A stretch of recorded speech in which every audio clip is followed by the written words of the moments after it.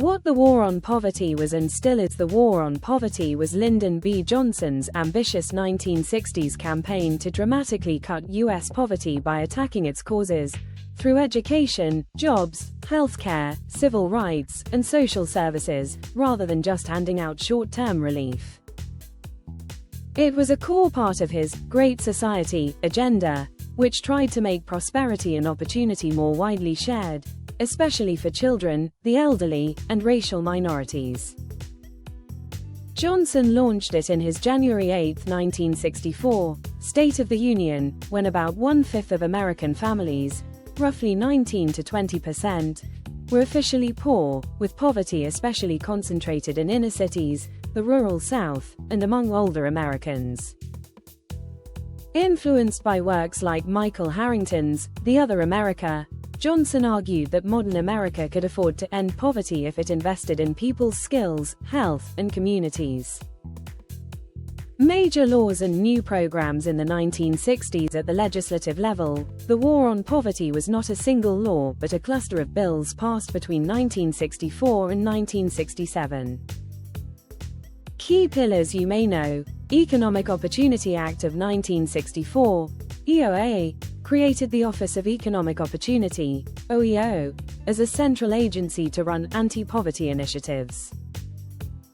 Launched programs such as Job Corps, residential education and job training for disadvantaged youth. VISTA, Volunteers in Service to America, a domestic volunteer service program, often called a Domestic Peace Corps. Community action programs, CAPS, local agencies designed to involve poor communities directly in planning and running anti-poverty projects. Early Head Start, initially a summer program in 1965, offering preschool, nutrition, and health services for low-income children. Food Stamp Act of 1964 made food assistance permanent and national, eventually evolving into SNAP. Elementary and Secondary Education Act of 1965, ESEA, sent federal funds to poor school districts to narrow educational gaps. Social Security amendments of 1965 created Medicare, health insurance for the elderly, and Medicaid, health coverage for many low-income people. Civil Rights and Voting Rights Acts, not formally branded as war on poverty measures, but Johnson saw civil rights as essential to breaking poverty by ending legalized discrimination in jobs, voting, and education.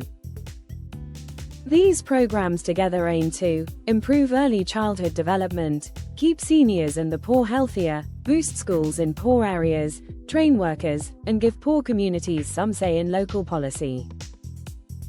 How Johnson wanted it to work. Johnson's concept of the war on poverty had two main ideas: equip, then expect effort.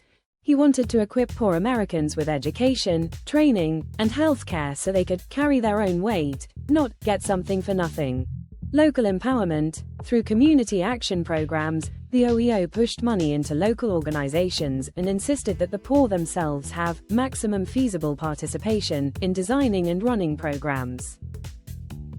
The OEO experimented with Head Start and follow-through, early childhood and follow-up schooling experiments to improve long-term outcomes. Legal services for the poor, supporting lawyers who could challenge local discrimination, housing abuses, and denial of benefits. Job Corps centers across the country, combining vocational training, academics, and counseling for disadvantaged youth. Economists and historians note that Johnson's administration actually targeted a lot of OEO spending toward poorer and heavily non-white counties, rather than simply rewarding politically loyal districts. That helped build institutions in many of the poorest regions, especially in the South and in inner cities. Early results and immediate backlash. Between the mid-1960s and the early 1970s, the official U.S. poverty rate fell sharply, dropping from about 19 to 20% around 1964 to roughly 11 to 12% by the early 1970s. Elderly poverty, in particular, declined as Social Security benefits expanded and Medicare, Medicaid came online. But criticism grew quickly and conservative critics argued that the programs were inefficient, wasteful, or encouraged dependency on government. Economists such as Milton Friedman claimed that interventionist policy distorted the economy and could actually worsen dependency or measured poverty. Radical and civil rights critics, including Martin Luther King Jr., argued the opposite. The war on poverty was underfunded compared with the Vietnam War and did not confront deeper issues like racism, low wages, and inequality. King brought attention to the fact that far more money was spent on war overseas than on ending poverty at home, and launched the Poor People's Campaign to press for more fundamental economic justice. Political backlash among many white middle-class voters framed the programs as handouts, going mainly to black urban communities, fueling a longer-term resentment that later helped drive tougher welfare rules and more policing of the poor. From Nixon to Carter, adjusting, not ending under Presidents Richard Nixon, Gerald Ford, and Jimmy Carter, the war on poverty as a slogan faded, but many programs survived in reshaped form. Nixon moved Head Start and other programs out of the OEO into more traditional departments, and he replaced OEO with the Community Services Administration, reducing the symbolic centrality of a war. Some anti-poverty efforts continued or expanded, such as the Earned Income Tax Credit, EITC, in the mid-1970s, which used the tax system to boost low-wage workers' incomes. However, high inflation, oil shocks, and economic stagnation in the 1970s shifted policy focus toward macroeconomic troubles rather than ambitious new social programs. By the late 1970s, poverty had stopped falling dramatically, and inequality was starting to rise again, setting the stage for Ronald Reagan's argument that big government anti-poverty policy had failed. Reagan's era, retrenchment and rhetorical defeat. Ronald Reagan took office in 1981 amid high inflation and economic malaise, promoting tax cuts, deregulation, and smaller government. His famous joke that "we fought a war on poverty and poverty won" captured a widespread skepticism about Johnson-era programs. Key changes under and around Reagan: OEO fully dismantled. The remaining anti-poverty programs were scattered into other departments, ending any central war command structure. Cuts and constraints: there were cuts to some cash welfare and social service grants, and tighter rules, even as big pillars like Social Security, Medicare, and food stamps stayed in place. Ideological shift: the administration framed poverty largely as something best solved by market-driven growth, private charity, and personal responsibility, not federal activism. Even so, the core architecture of the 1960s safety net, Medicare, Medicaid, food assistance, Head Start, Job Corps, survived, though often under budget pressure and political attack. The 1990s: from welfare to workfare. By the 1990s, both parties accepted that welfare should be restructured. George H.W. Bush oversaw incremental changes and state experiments, while Bill Clinton promised to end welfare as we know it. The crucial turning point was the 1996 welfare reform. The Personal Responsibility and Work Opportunity Reconciliation Act replaced AFDC with TANF, Temporary Assistance for Needy Families, a time-limited, work-conditioned block grant to states. Imposed lifetime time limits on receiving cash welfare and strong work requirements. Gave states flexibility to design programs, which in some cases sharply reduced direct cash assistance. At the same time, policymakers leaned more heavily on in-kind aid like food stamps and housing, and tax-based support like the EITC, which expanded to substantially boost the after-tax incomes of low-wage workers. This shifted the anti-poverty model from open-ended cash welfare to a system that tried to make work pay, while discouraging long-term dependency on direct cash benefits.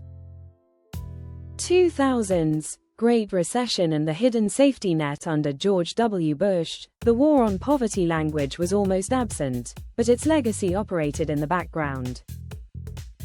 Bush emphasized tax cuts, faith-based initiatives, and homeownership, yet core programs like SNAP, Medicaid, and the EITC remained and were often used to support working families. Then the Great Recession of 2008-2009 hit.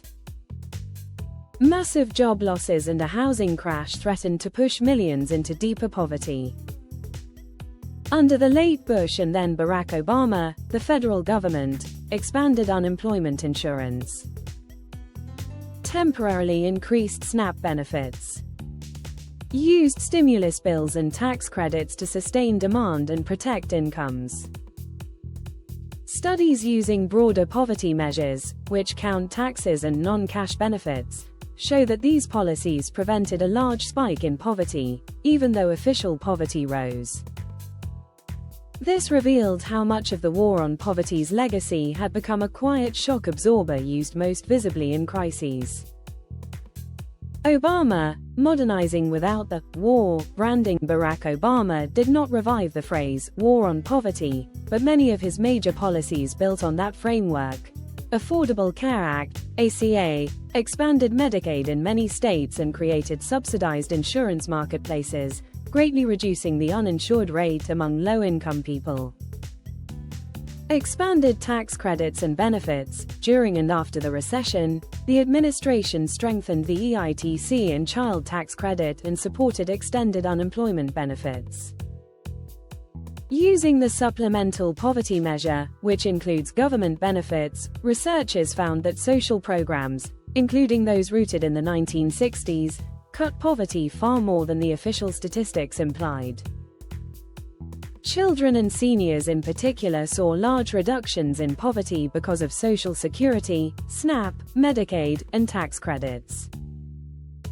Trump, Biden, and the pandemic shock. Donald Trump's administration generally moved rhetorically towards smaller government and stricter eligibility, supporting more work requirements in programs like SNAP and Medicaid. Nonetheless, the basic architecture of Social Security, Medicare, Medicaid, SNAP, and tax credits persisted. The COVID-19 pandemic dramatically changed the policy landscape under both Trump and Joe Biden. Congress and the White House sent out multiple rounds of stimulus checks, greatly expanded unemployment benefits, including for gig workers, temporarily boosted SNAP. The Biden administration oversaw a temporary expansion of the child tax credit in 2021, which functioned like a near-universal child allowance for most families with children. Analyses show that in 2021, this package of temporary measures drove child poverty to historic lows, but when the expanded child tax credit and other emergency supports expired, child poverty quickly rebounded. This illustrated how sensitive poverty outcomes are to the presence, or withdrawal, of policy tools rooted in the war on poverty tradition. So, did the war on poverty work? There is still a live debate, and this video and others can lean into that tension. Critics say it failed because the official poverty rate has hovered in a band, roughly around 11 to 15%, since the 1970s, rather than continuing to fall. Though some argue that the programs created dependency, bureaucracy, and perverse incentives. Supporters say it worked more than people realize because, when counting taxes and non-cash benefits, broader measures show much larger declines in poverty since the 1960s, especially for seniors and children. Elderly poverty has fallen from nearly 30% in the 1960s to around 10%, largely due to Social Security and Medicare, Medicaid. Programs like SNAP, housing aid, Medicaid, Head Start, and tax credits consistently reduce hardship, even if official poverty numbers don't capture all of their impact. At the same time, many structural drivers of poverty, racial segregation, low wages, expensive housing, and mass incarceration were only partially addressed or left largely intact, limiting how far policy alone could go. Thank you for watching. Don't forget to like and subscribe to see more content like this.